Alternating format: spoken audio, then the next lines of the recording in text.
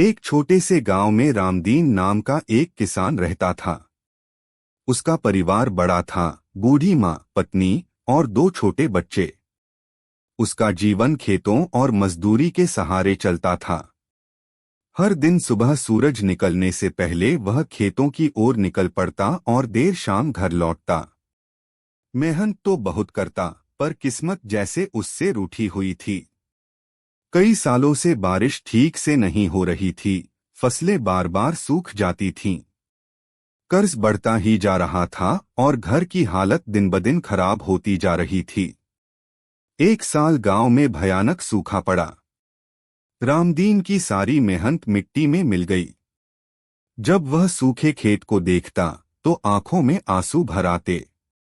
एक दिन वह बैंक गया ताकि थोड़ा कर्ज मिल जाए और अगली फसल बो सके।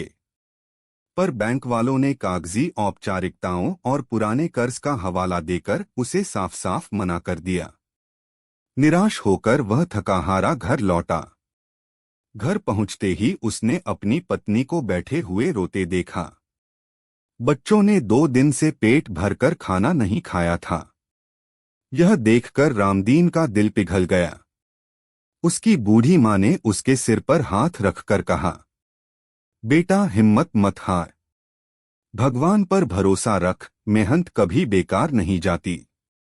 अगले दिन रामदीन ने गांव के कुछ लोगों से थोड़े बीज उधार मांगे और खुद ही कुआं खोदने की ठान ली।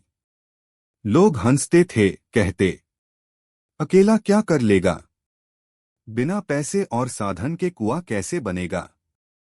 लेकिन रामदीन ने हार नहीं मानी। दिनरात मेहनत करता रहा।